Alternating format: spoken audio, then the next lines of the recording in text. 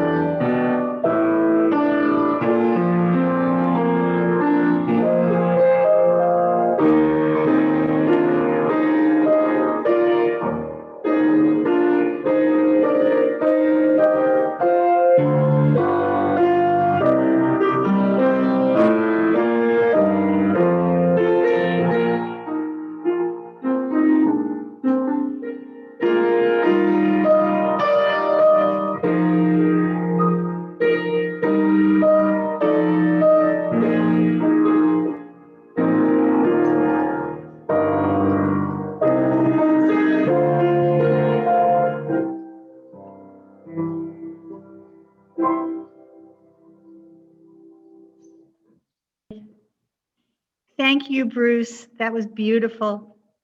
And good morning, dear friends, dear brothers and sisters, and welcome to the Treasure Coast Unitarian Universalist Congregation in Stuart, Florida.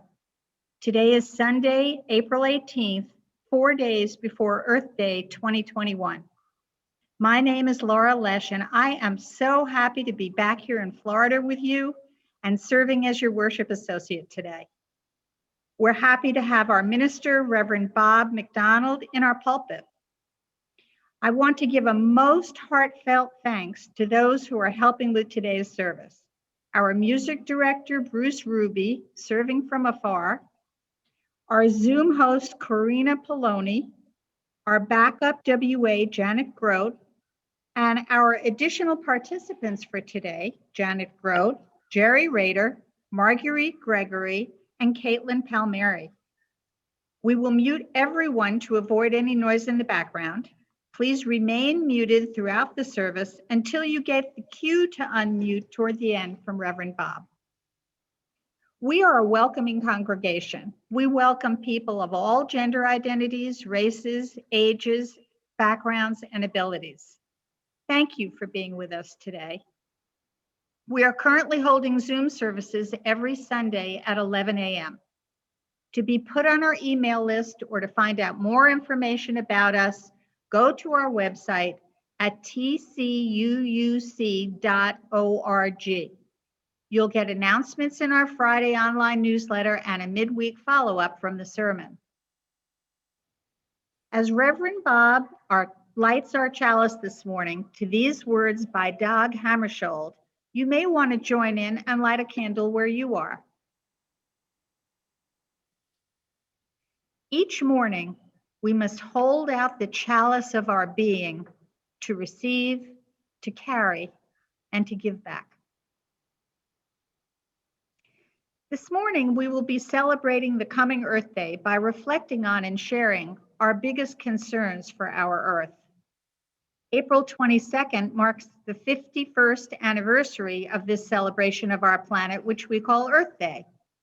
It is both a time of joy for the incredible environment which nourishes us all, and a time of sorrow for the damage which we see has been done to it.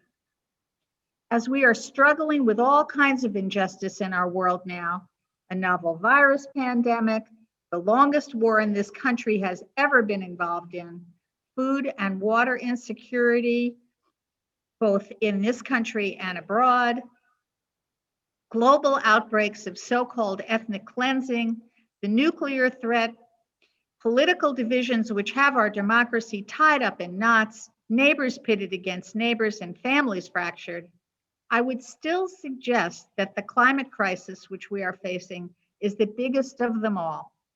After all, without a healthy planet, the rest of our problems won't matter much. There's so much to say about the environmental mess we're in, I don't know where to start. And so I will defer to the indigenous wisdom of Nicholas Black Elk, who lived from 1863 to 1950, mostly in South Dakota, and became a holy man of his people, the Oglala Lakota Sioux. He was a second cousin of the war chief Crazy Horse. The following is his famous earth prayer as told through John Neihardt. Grandfather, Great Spirit, once more behold me on earth and lean to hear my feeble voice. You lived first, and you are older than all need, older than all prayer. All things belong to you, the two-legged, the four-legged, the wings of the air, and all green things that live. You have set the powers of the four quarters of the earth to cross each other.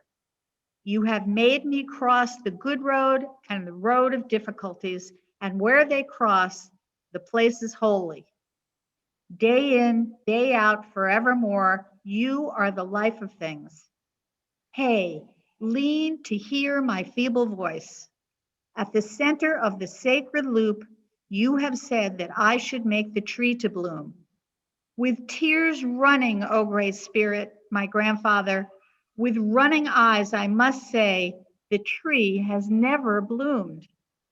Here I stand, and the tree is withered. Again, I recall the great vision you gave me. It may be that some little root of the sacred tree still lives. Nourish it then, that it may leaf and bloom and fill with singing birds. Hear me, that the people may once again find the good road and the shielding tree. Bruce will play and sing hymn number 174, O Earth, You Are Surpassing Fair. Please do sing along joyfully.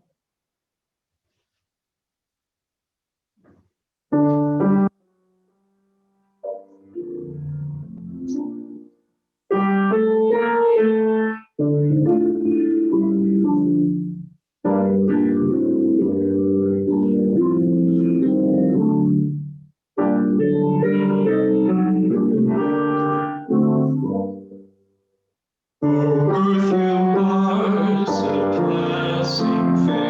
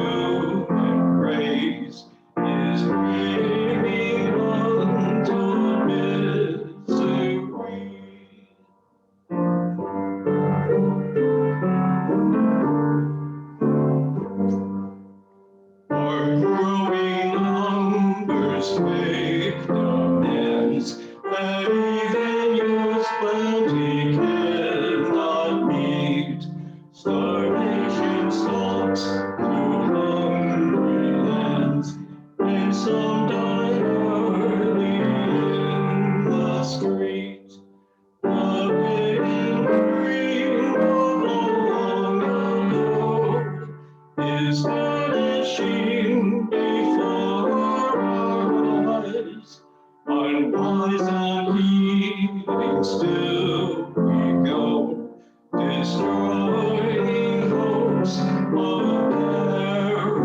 paradise.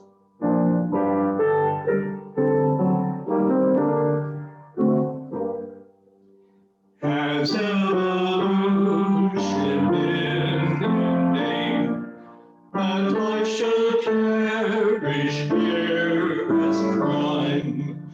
Or will we from our greed refrain and save our brethren while there's time?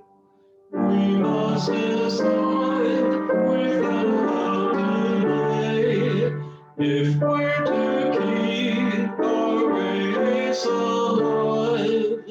The choice is ours, and we must say if we're to perish or survive.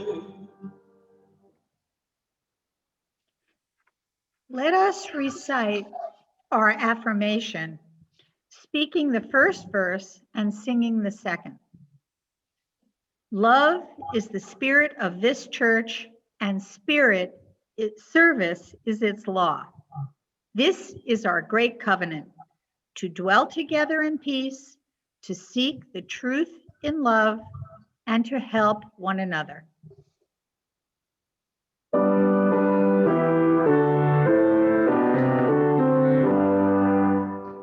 From all that dwell below the skies, let faith and hope and love arise.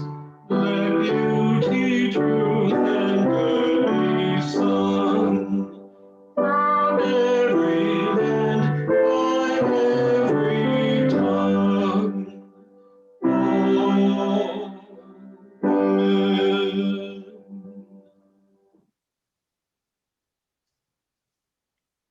Share our joys and sorrows each week so that we may know each other better and nourish our connections, even as we are apart right now.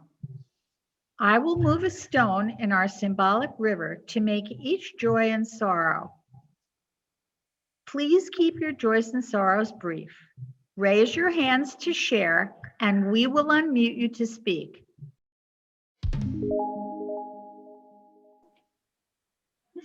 For those whose joys or sorrows are too private to share, please know that our hearts are with you as I move this stone into our rivers. The meditation is by Desmond Tutu. It's entitled, Liberation is Costly. Liberation is costly. Even after the Lord had delivered the Israelites from Egypt, they had to travel through the desert. They had to bear the responsibilities and difficulties of freedom. There was starvation and thirst, and they kept complaining. They complained that their diet was monotonous. Many of them preferred the days of bondage and the flesh pots of Egypt. We must remember that liberation is costly. It needs unity. We must hold hands and refuse to be divided. We must be ready. Some of us will not see the day of our liberation physically, but those people will have contributed to the struggle. Let us be united. Let us be filled with hope.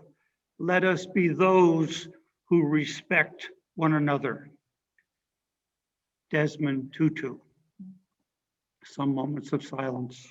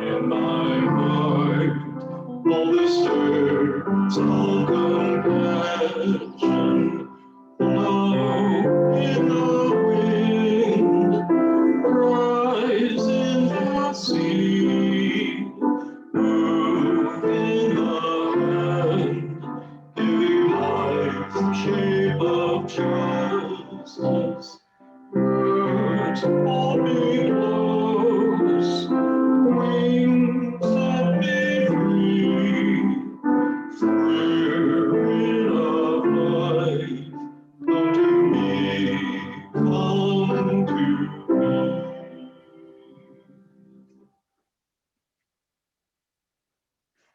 Our offering collection is our weekly opportunity for the spiritual practice of generosity. So I invite all of our congregation members and friends to reflect on your love and support of this congregation and the possibility of growing in your giving to help meet our ever-increasing financial needs, even as the ongoing restrictions of the pandemic keep us from safely gathering in person. May the music of the offertory played for us by Bruce Ruby inspire your generosity. And you can click on the link to make your donation as you enjoy the music, and then click on your Zoom camera icon to come right back. Your gifts will be most greatly received and put to truly good use. Thank you.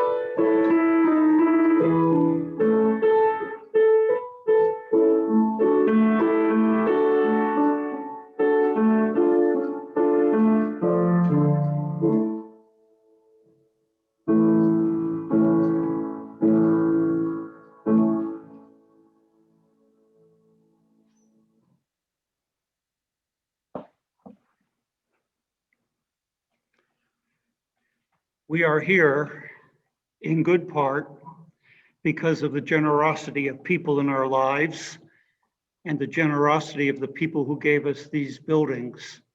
We will be able to continue the work because of the generosity of all of us.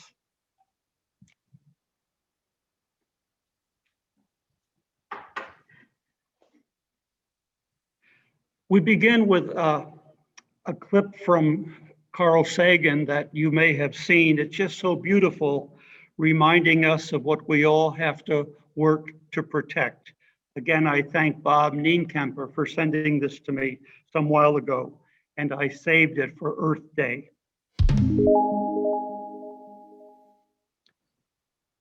How many life and death matters can we take on simultaneously? COVID is not conquered, but we can see there also has to be a war on gun violence. And it can't wait until we've had some respite from quarantines. And since very belated government action will likely not accomplish much retroactively, the dangers will remain out there, seemingly everywhere, in dangerous hands. Still, the future, our grands and great-grands' lives will be safer. So that can't wait until we are over COVID PTSD and layers upon layers of grief. And we are seeing almost daily the crying need for police retraining so that we are all safe. And so brown and black people are just as safe with the police protection we all need. The reality of racism in our past and in our present is painful to take in. I watched, maybe you did, the PBS special, The Groveland Four.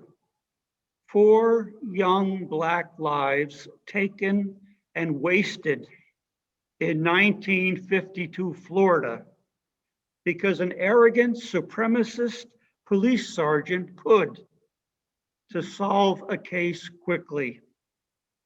Somehow DeSantis's posthumous apology, 2017, to those families didn't do much for those lives.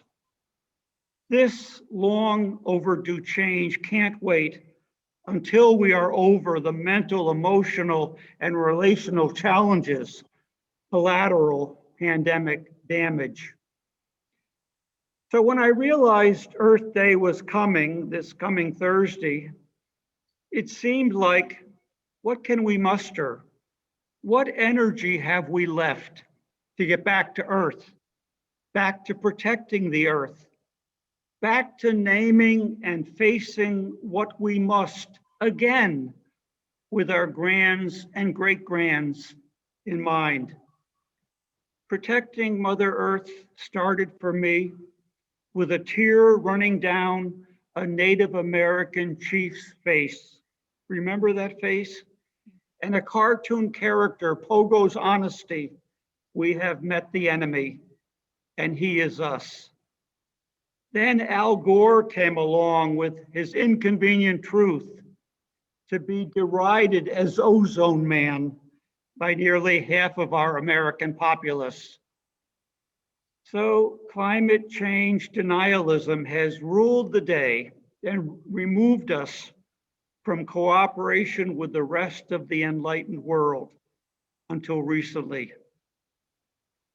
Now, because ministry is teamwork, and because I need to hear from you as much as you need to hear from me on caring for the mother we have in common, Mother Earth, I've invited some of you to do this sermon with me.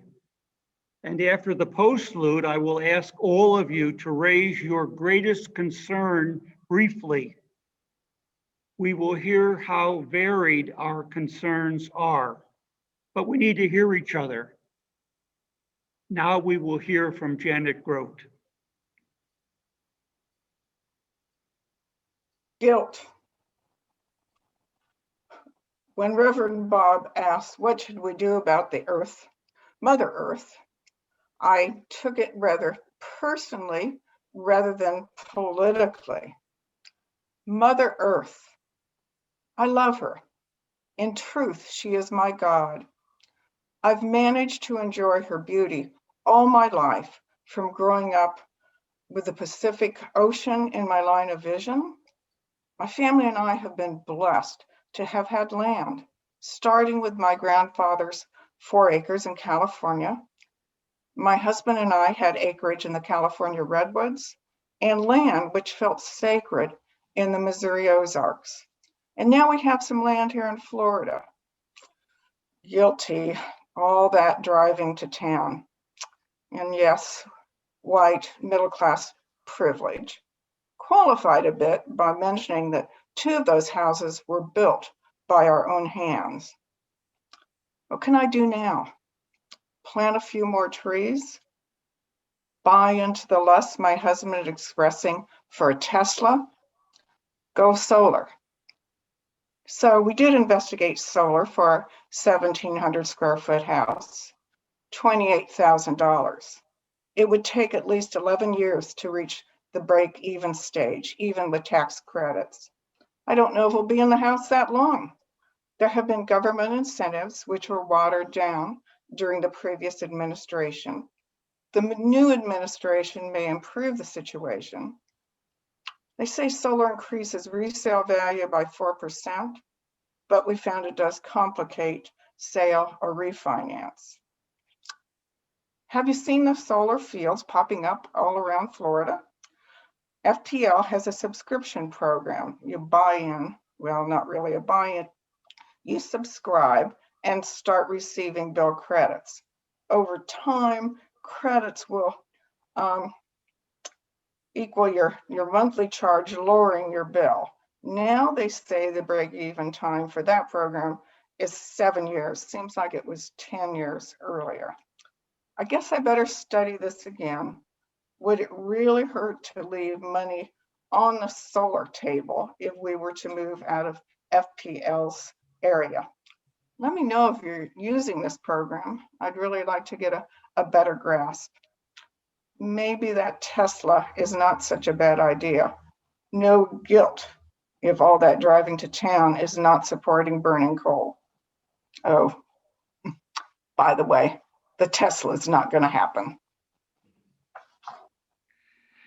Thank you. And now Jerry Rader.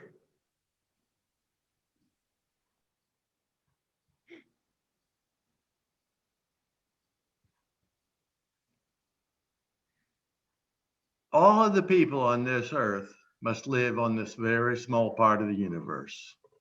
And this earth has limited resources. There are nearly 8 million people on the earth today.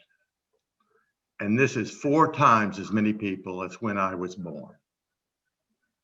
This has happened in the presence of famine, disease, war, and hopefully these deaths will continue to lessen. This means that the fertility rate of people on the earth must fall. Because Bob asked me to explain my concern about the Earth's population, I have studied the history of the fertility rate. It was very high during the 1950s, but has fallen significantly since then, and this is a very good sign. It has been trending down, particularly among higher educated people. It is still very high among some countries in Africa. However, the global fertility rate is still unacceptably high, and birth control must be universally adopted, and the religious communities must lead in this effort. Thank you. And now I have a statement from Marguerite Gregory. She's on her way back from Charleston, and she asked me if I wanted her to make the statement while she was driving. And I said, no. But here's her email to me. Though some have said that the earth was backburnered this past year, and sadly everything was put on hold in order to save it, I have heard that the earth actually benefited from the worldwide lockdowns. It gave nature the respite, though short, it badly needed. Facts are being published stating interesting facts, such as with less pollution in China, more than 50,000 deaths have been averted. Birds are singing freely in parks, so as they can finally hear each other, with no cruise ships polluting the oceans and making noise. Whales have been able to communicate with each other, etc. Sir David Attenborough has just made a fascinating documentary, The Year the Earth Changed, available on Apple TV. Sadly, humans have a short memory, as well as being selfish, and we will undoubtedly soon go back to our old ways of thoughtlessly harming our planet. We hope, however, my hope, however, is that some of us will be more aware of our precious environment and do our little bit to influence others.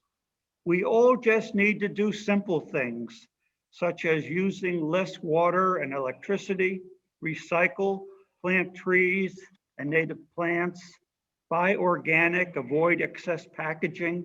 The list is long. As adults, we need to influence our children and grandchildren and make them aware of the importance of every little step we take. Small changes in our behavior can make a huge difference.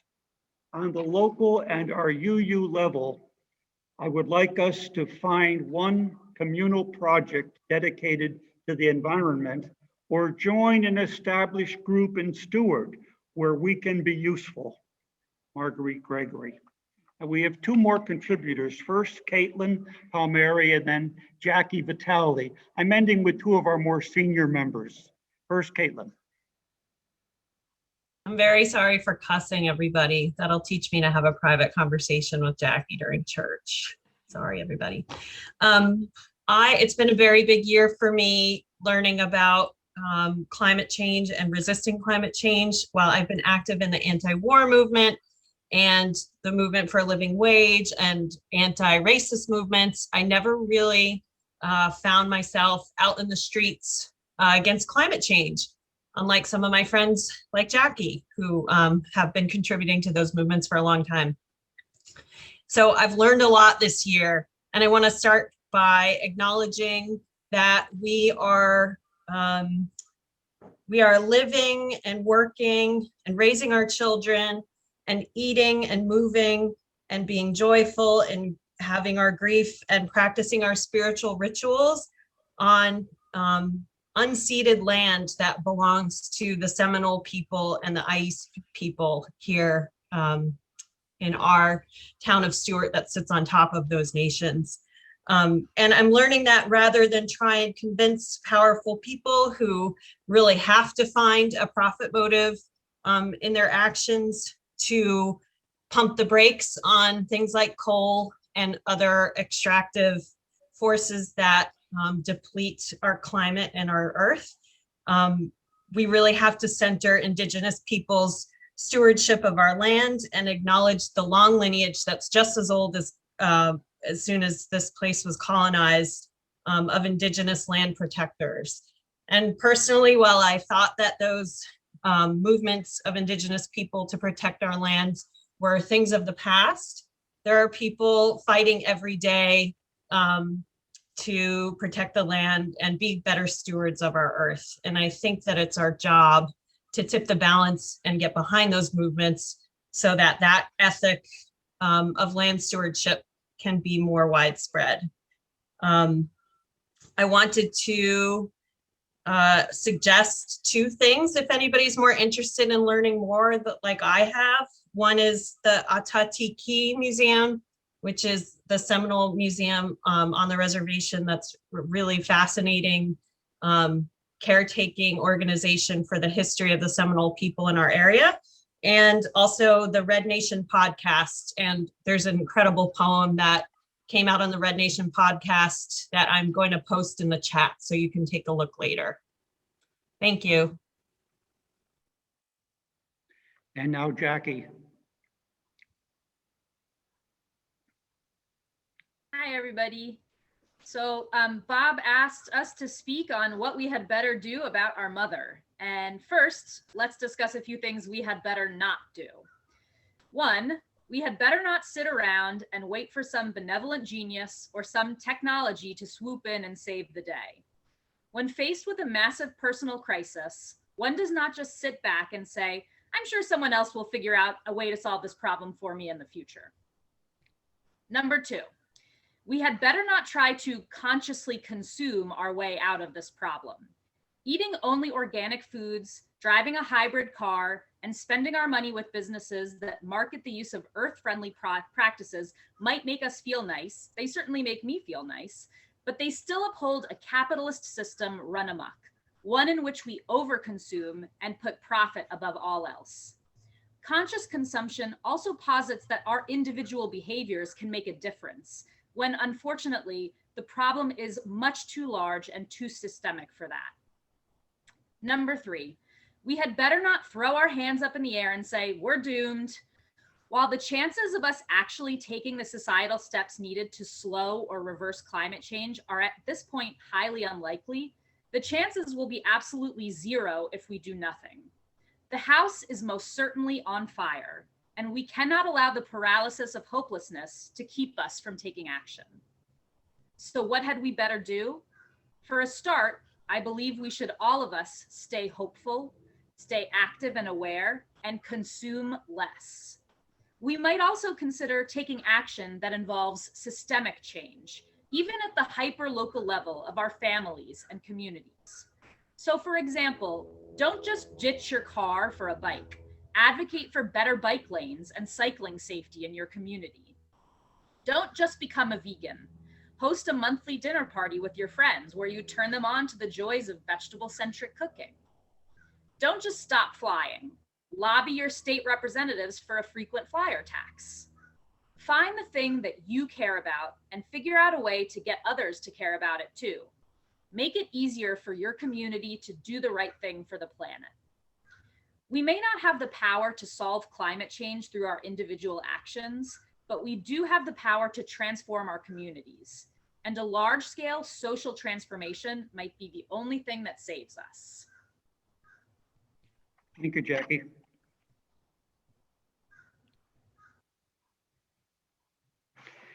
As in so much of life, and surely in this year plus of pandemic, we need to move from fear to hope. And sometimes we have to struggle to find hope and to hold on, because we know the best we can do with fear is to ease up its hold. So we have heard that future wars will be fought over insufficient resources, especially water, and that all may someday have to carry or pull bottled air. But the hope lies in the life after fossil fuels and affordable solar energy and wind energy, job creators and ozone protection. My sincere thanks to all those who have joined me in this sermon and to those who will add their thoughts shortly. And now I will conclude with a video gem you may have seen. It is a beacon of hope.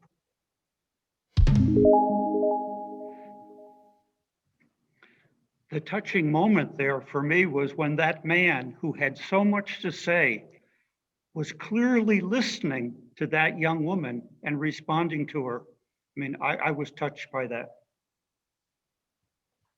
Our seventh principle is respect for the interdependent web of all existence of which we are a part. And our closing hymn is 175. We celebrate the web of life.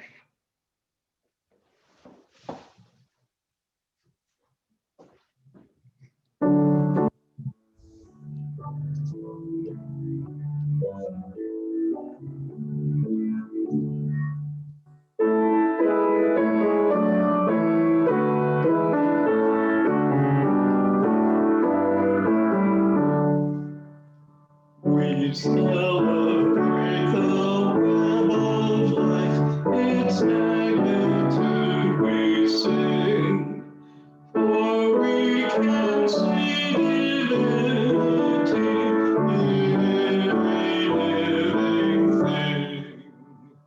A fragment of the perfect whole, intact is and inquilled, as much in tiny particle as in the great blue whale. Of ancient dreams we are the sun, our bones link stone to star, and bind our future worlds to come with worlds that were and are. Respect the water, land, and air, which gave all creatures birth. Protect the lives of all that share the glory of the earth.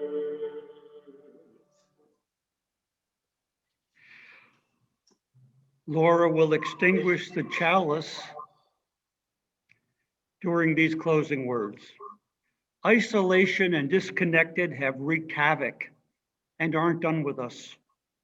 But Earth reminds us we are grounded, nurtured by nature, and held by a web we've got to take care of.